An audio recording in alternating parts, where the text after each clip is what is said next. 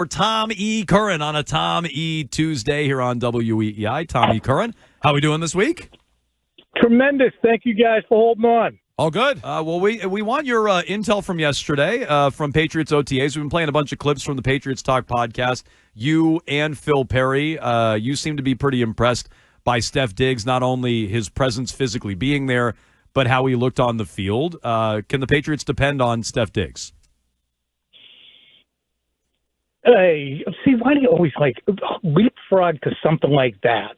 Well, I can only go with what I see on June 2nd. I already know what you. I know you feel good. You're optimistic. You feel good about it. We were playing some clips. Yeah, I'm curious if you think. I don't know what he's going to be doing in October, but right now, for where he's been, Jonesy, the fact that he had an ACL 7 months ago, and to watch him take rep after rep after rep at full speed, well, 80% speed.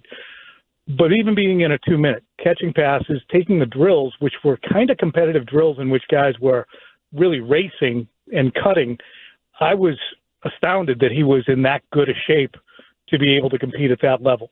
So to me, I think you put it this way, you can depend on him to most likely, not a doctor, be ready, I would think, somewhere in training camp. And I would bet on opening day, given that it's 100 days away still. Do you think they put any kind of pressure on him to be like, hey, we'd really like you there on Monday after he missed the last one? And, even aside from all the stuff on the boat or whatever, but just that he wasn't there, do you think they kind of went to him, or what is your impression of that? I would have to think the two things were intertwined.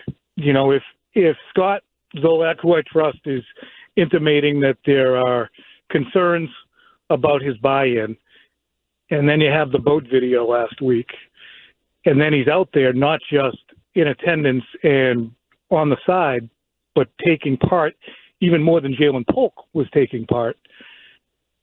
Maybe they had a conversation that was, can we show that we're all in here? Because we're not seeing it, or we want to see a little bit more. But to his credit, he was out there. He worked his ass off. He stood, behind the offense, away from the wide receivers, but with the quarterbacks watching. He spent some time with Jalen Polk. I'm not trying to put a buff and shine on, hey, he's a model citizen and he's going to have everybody under his wing, but it certainly, had the previous weekend not happened, we would have been shooting off, confetti guns. We have a whole drawer full of those in the other room. When I saw Party City was going out of business, I stocked up. So that's good. That's a good way to think about that. Oh, you're always in for a celebration. That's true. That is me. So is it your understanding, Rap Sheet said he passed his physical. Florio seemed to question that today at Pro Football. Is it your understanding he's cleared his physical and now he's due his first batch of money from the Pats? I have not plumbed that conversation, because I'm clearing to partake in a limited basis in OTAs is different from clearing being physically cleared to play in a regular season game. So I don't know who to believe on that. If both those guys are at loggerheads on that, I would presume that the physical to make sure that his ACL is completely ready to go would be coming later. I mean, otherwise he would be taking fully in part, including in the full speed 11 on 11. The stuff that he was taking part in was 11 on 11, 3/4 speed. He was running pretty hard, but it was not, he was off the field for the little more intense passing events. Steph Diggs clearly very important to this team when you look at the other names in the receiver room right now. But one of those names is Efton Chisholm III. I think we had brought him up to you maybe going a couple of weeks back. Now we've seen him on the field a little bit more. What kind of legitimate shot does this guy have of maybe making this team? I would say it's very legitimate. He was out there with the ones a fair amount yesterday, ahead of Baker, it seemed. Now, they might not be playing the exact same spot, but he was on the field with Demario Douglas, too, and those are similarly shaped guys. He seems to get open, understand the nuances. They're running a lot of different personnel out there. He's involved in them, and he never drops the ball, period. He's just, his hands are glue, and he's constantly open. So to me, it's, unfortunately, stereotypically, it looks like Edelman did 12 or 13 years ago. So did Braxton Berrios, though. Mm-hmm. So, but it's that kind of dependability that when you run this style offense, that's going to be a spot that's frequently open in that intermediate range, and he sits down nicely in that pocket, just inside the linebackers or over the linebackers, and makes a lot of plays. So the analogy I made earlier, and I haven't seen him as you have, so I don't even mean play style wise, but I could see this being good and bad. N'Keal Harry and Jacoby Myers in the same camp. I remember saying at the time, boy, this Myers kid is standing out, which I guess is good for him, but a bad sign for N'Keal Harry, which I guess both were kind of true. Myers went on to be a really good player, a 1,000-yard receiver in the NFL, eventually in Vegas. So is Chisholm standing out a good thing for him and the receiver room, or does it say more about the lack of guys you can rely on in the receiver room? Do you understand what I'm trying to drive at? Yeah, that's a great question. 100%. I get exactly what you're saying. Is it coming at the expense of who? Is he leapfrogging guys who should be, blocking out an undrafted free agent? And I would say, in the case of Baker, Polk, again, I said it to you last week, he continues to look like, a top-tier elite receiver when he's running on the other field. He just looks good. So I don't know. I said the same thing last year. Once bitten, twice shy. He looks good. But if you had to say, okay, well, who will Efton Chisholm be on the team in place of if Booty continues to play okay, which he has, if Polk plays and transfers, Douglas will have his spot, Williams will have his spot, Diggs will have his spot. I would have to say that if Kendrick Bourne can be deemed expendable because some of these younger guys can play, then that would be a place I'd look. I'm leaving Baker out of the conversation because I think he is in an uphill swim right now, period. But you have to look at the whole room and say, all right, we can really only dress 5. Who are we dressing? Chisholm might have, special teams relevance as a returner. So I'd keep an eye, and I know that Josh McDaniels loves Kendrick Bourne. He's gotten good production from him, but just, handicapping where guys would possibly be on the cut line, I would say Kendrick Bourne could be if all these younger players continue to show maturity and to be where they're supposed to be when they're supposed to be there. What, if anything, Tom, has stood out regarding Will Campbell, and does it matter yet at this point that he's one of 7 first-round picks not to sign a contract?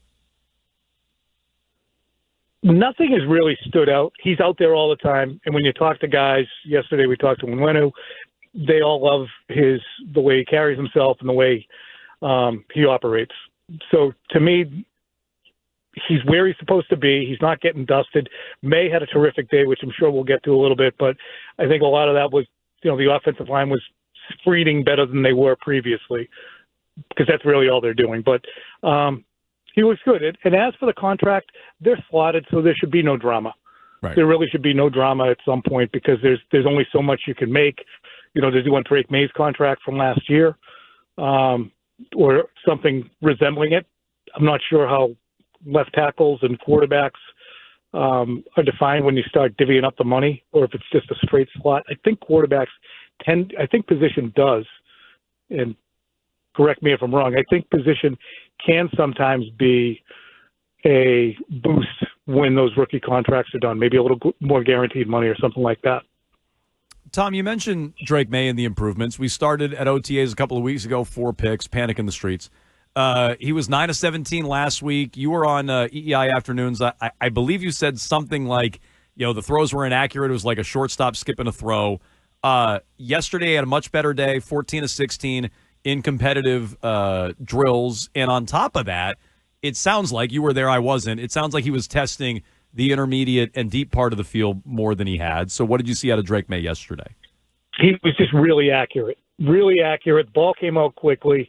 There was less time spent with guys buzzing the tower on him, but he made an unbelievable throw to Keyshawn Booty down the left sideline, just put it on a platter as he was in a dead-out sprint running a corner, and then, put it right where it's on his hands on the sidelines. And then another one on a wheel route to Ramondre Stevenson. He hit we had a very good vantage point behind the offense on the hill, so you could see the windows opening up, and he showed great anticipation, hitting guys as they opened up over the middle. So just really a good day. And to me, it just speaks to some of the stuff that McDaniels was talking about, that, every play's a good play now because The good ones are good because they're good, and the bad ones are, well, they're learning experiences. And I'm saying it kind of jokingly, but he learned and played better. They might be out there next week in minicamp, and he pees down his leg. I think that's probably what you're going to see from a second-year player frequently, but he just made throws yesterday where, he's got the arm strength, but he just made a couple throws. You're like, yeah, I haven't seen a throw like that in a while.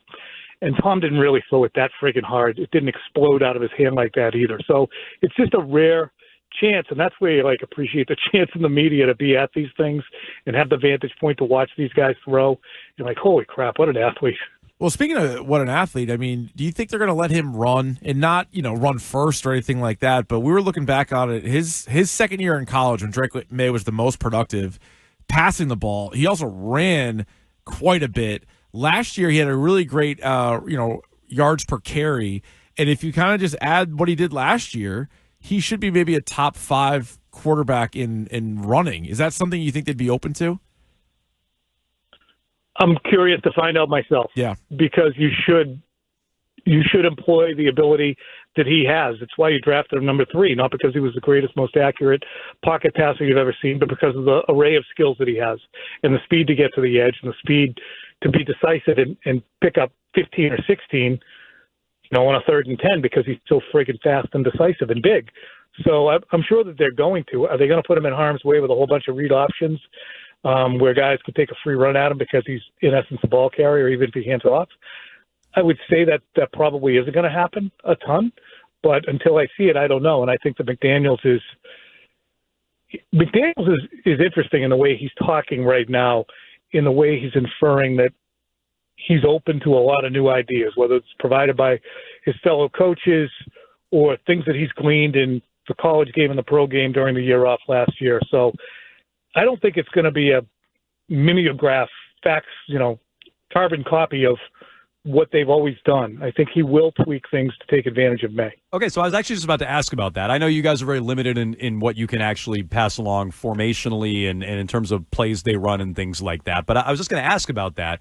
Is the McDaniels offense actually going to look different than the last time we saw it in various stops in Vegas and everything else? You seem to think there will be some changes given what he experienced in college and everything else over the last year. I was just going to ask about that. And so that to me would be very promising if we're going to see some new stuff from Josh. Yeah, and I think that he's open to it. I think the last thing that he would want to be accused of is being non-innovative and archaic. But he is also a very hard grader, and if he thinks that May will be exposed by his receivers not running at the right depth or not being available at the right times, and he has to say, you know what, now we have to dumb it down because this guy and this guy can't do it. Sorry, Drake, it's him, not you. Then I think that he would do that because he has a very low tolerance, as they all should, for idiocy. And I think that's something that Vrabel, to side note, Vrabel's making it very clear to them on a regular basis. We need to be able to take advantage of S football. And I'm not sure we can do that yet. And they had 3 false starts on a practice-ending sprints thing. 3 guys left before the count, it was kind of funny the way they were doing it. They would get down before they did this 30-yard sprint, and they would have a quarterback count it out. And there were guys jumping. And Vrabel kind of made a point afterwards of, if you do stupid things, teams around the NFL will notice it and they'll take advantage of it. We can't have that. So right now I'm looking for guys who don't do stupid things, who take advantage of stupid things. So that's what I'm looking for, is basically the message he was sending. Okay. He's Tom E. Curran. Joins us every Tuesday on a Tom E. Tuesday here on Jones and Keefe on WEEI. You can check him out, Tommy Curran, on Twitter. Check him out all over NBC Sports Boston as well. Quick Slants, Early Edition, BST, et cetera, et cetera. Tom, we appreciate the time. Thanks so much. All right, boys. Have a great week. Thanks, Tom. Tommy Curran joining us here on WEEI.